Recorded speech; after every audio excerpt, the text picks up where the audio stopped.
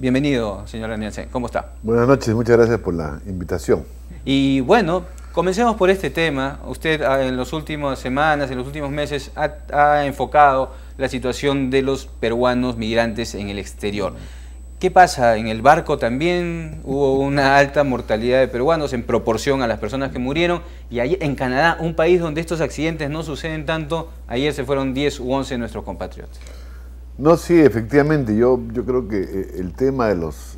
bueno, el hecho de Canadá es un hecho trágico, ¿no? Aparentemente es un accidente, en fin, habría que investigarlo, pero el dato, como bien usted lo ha dicho, es que han muerto 10 peruanos, ¿no? Y hace poco también murieron 2 peruanos en el barco. En el barco, en el yate de lujo. Y lo que demuestra es que cada vez toma conciencia uno que hay mucha gente o muchos peruanos fuera del país, ¿no? O sea, 3 millones. 3.184.000 aproximadamente, que es un 10%, un poco más de la población peruana.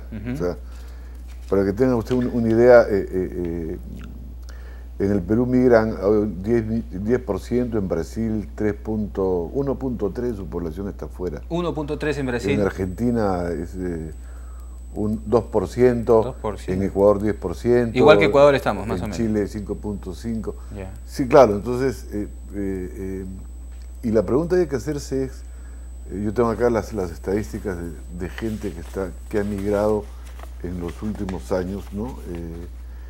Mientras más crecemos, más migramos. Ah, ese es un dato interesante, ¿no? Porque claro, se supondría que debería ser inverso. Así es, ¿no? O sea, y entonces...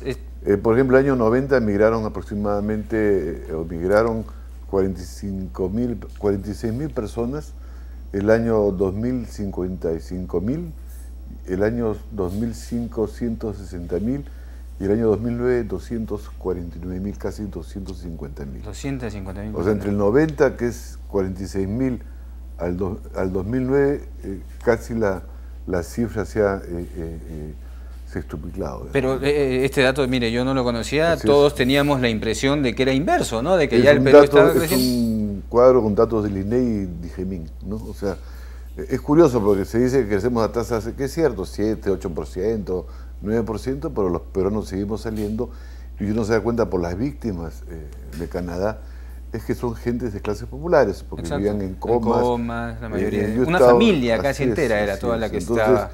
Eso nos debe llevar un poco a preguntarnos qué tipo de crecimiento es este, que en lugar de hacer que la gente se quede en su país, por el contrario, tiende a migrar en busca de nuevos horizontes, como el caso de Italia, en fin. Es interesante este tema del tipo de crecimiento. Antes de entrar a ese punto, don Alberto, ¿qué se está haciendo? El Estado peruano, ¿qué puede hacer para, ¿no?, de alguna manera, que los inmigrantes tengan cierto respaldo en países lejanos? Yo creo que en primer lugar hay una mayor conciencia y visibilidad del tema de la migración en el Perú, ¿no? O sea, cada vez más aparecen más noticias, hay programas, bueno, en este caso como el suyo, hay programas radiales que se dedican al tema de los peruanos en el exterior, que es un dato muy importante. Le doy otro dato, solamente en 3 distritos en el país no hay migrantes al exterior. En 3 distritos. De 1.800. Todos tenemos un familiar cercano que ha migrado, que está afuera, un pariente cercano, en fin, ¿no? Y yo creo que es un tema que ya comienza a entrar al debate público. Antes no estaba visibilizado el tema. Porque la mayoría de estos migrantes, cuando llegan a los países que los reciben, no se insertan legalmente, ¿no? Si están en un... No se insertan, sobre todo si uno va a Europa y sobre todo a Estados Unidos, ¿no? Aquí en América del Sur hay otra realidad que la podemos conversar también. Yo diría que el primer dato es que ya es un hecho visible, es un fenómeno que todo el mundo comienza a hablar de ellos. Hay asociaciones de familiares de inmigrantes en el Perú, en fin.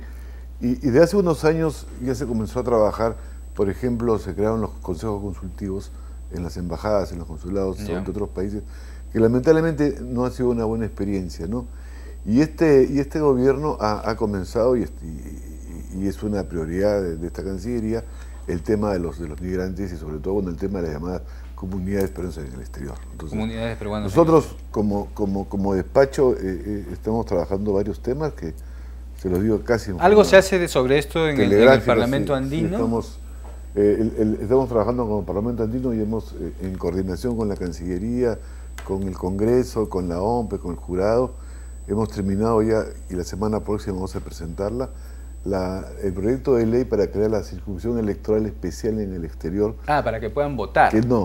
Que puedan tener parlamentarios.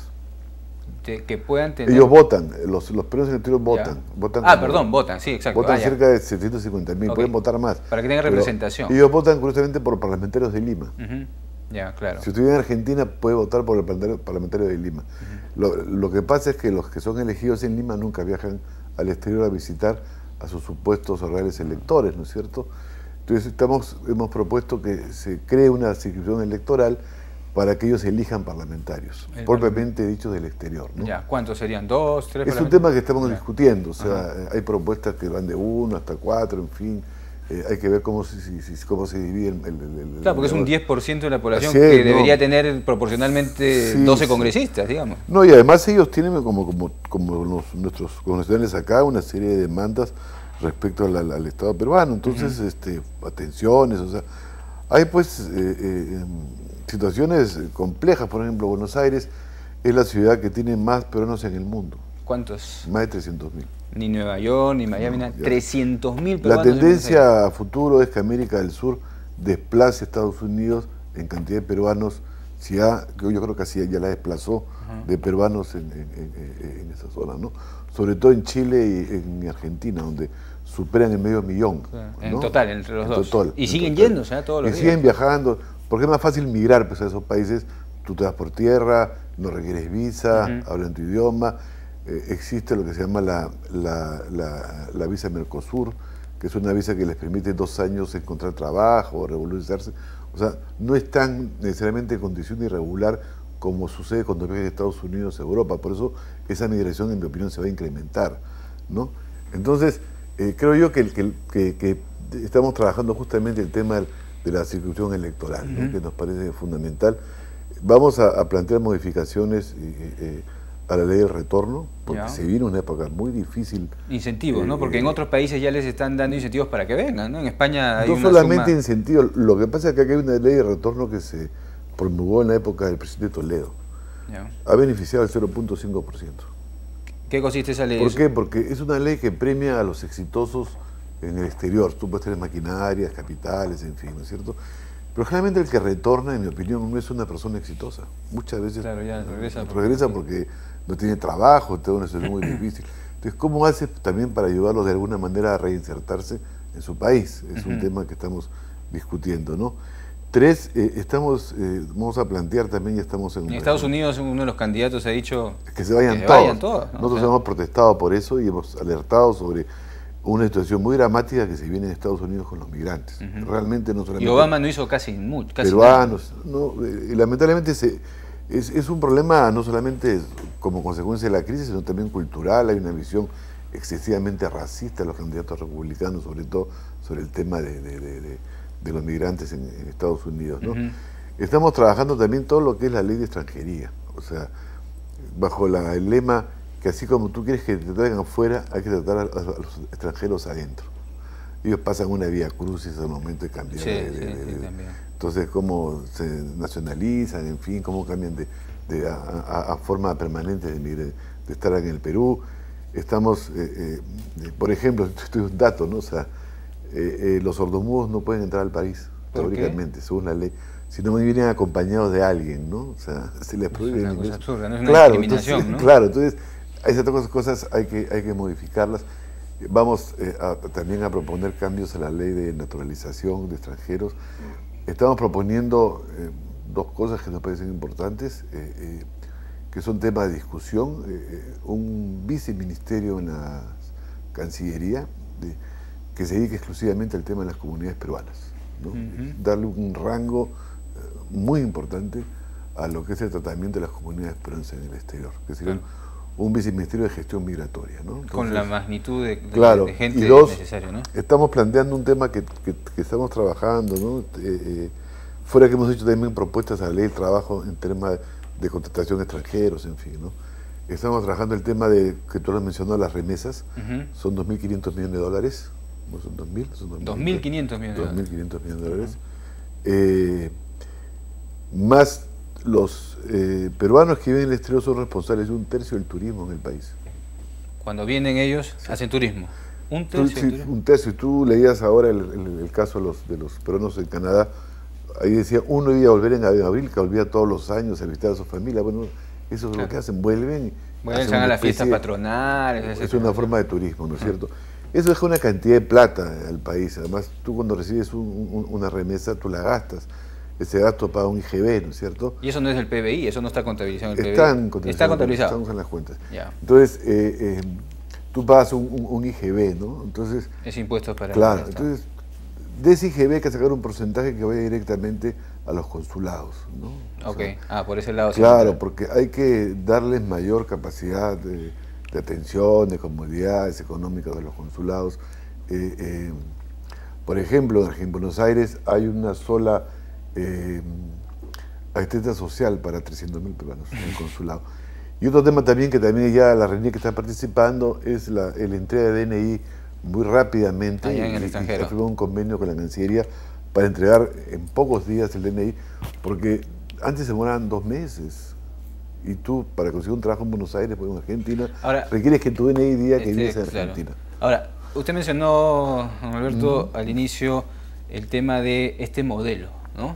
Y ahí quizá la reflexión sea distinta, ¿no? ¿Qué pasa, no solamente en este caso, sino en toda una dinámica social que demuestra que el crecimiento pues ya largamente no expresa una cohesión social, ¿no? Entonces, ¿cómo se analiza esto a la luz también de este gobierno que ya tiene 6 meses y que diera la impresión que, por lo menos desde el punto de vista de algunos, me incluyo, ya no quiere hacer lo que pensábamos todos que iba a hacer, incluido usted? Ya, es prematuro es prematuro calificarlo, ¿no? O sea, yo creo que son 6 meses, poco tiempo, 10% casi del gobierno, hay que ver más adelante.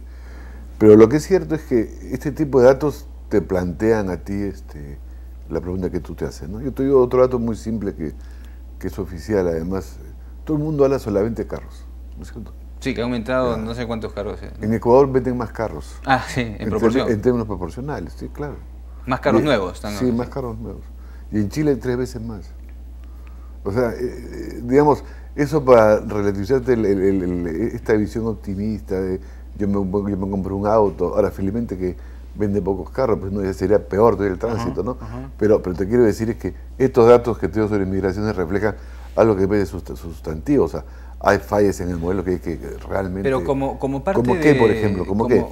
No, o sea, yo a lo que iba era como parte de una propuesta en la que usted formó parte en el tema de Gana Perú, ¿no? Las expectativas, quizá el tiempo todavía no es tan largo, pero las expectativas cada día son menores en relación a los temas de fondo. Yo me acuerdo del pronunciamiento que salió el 2009, que usted firmó también, que fue el inicio de todo este apoyo a Ollantumala, y si uno lo lee ahora, ya de repente no encuentra una correspondencia entre eso y el gobierno actual. Bueno, sí, pero yo insisto que es un tiempo corto, ¿no? O sea, hay cosas que hay que debatir públicamente sin temor sin mucha estridencia, ¿no? Por ejemplo, este debate que se está generando a raíz de Petroperú, ¿no? Petroperú quiere invertir, pero ahora ha sido puesto bajo la égida de Proinversión, ¿no? Entonces, y con lo cual se le va a limitar mucho, ¿no? Entonces, yo sí creo que hay temas que hay que discutirlo abiertamente, no con ánimo de una oposición por la oposición, pero sí con ánimo de reflexionar colectivamente qué se puede hacer. O sea, en el tema, por ejemplo, como te decía, en las migraciones, la gente se va por los bajos salarios.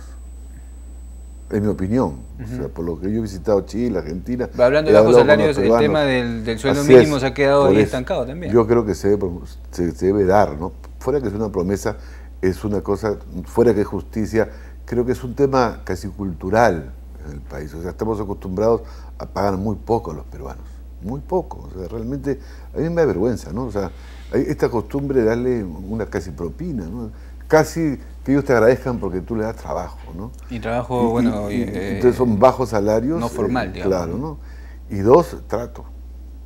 O sea, yo creo que los peruanos que van al exterior descubren que afuera son tratados mejor, inclusive, ¿no? Desde el punto de vista social, cultural, son más respetuosos, ¿no? O sea, lo cual te demuestra que seguimos siendo pues, una sociedad conservadora, hasta racista, porque la gente que migra es gente popular, o sea, el grueso de gente es popular. Hay gente que migra con plata, ya. Claro. ¿Qué sensación le da, y ahí se le hago la pregunta como analista, todo lo que está sucediendo estos días? Mañana viene la marcha del agua, llega a Lima, es el primer gran embrollo que está enfrentando el gobierno, que tiene una posición más o menos ya definida. ¿Qué sensación le da a usted, Alberto? Bueno, yo creo que es un momento por el cual uno tiene que recapacitar, ¿no es cierto? O sea, yo creo que el presidente Humala asumió o el candidato Humala asumió la presidencia con un discurso, con un programa, que en todo caso, si es que yo lo modifico, lo cambio, tengo que explicarlo. Porque yo puedo cambiar una posición por razones puramente de realismo político, o sea, no porque se me antoja, ¿no?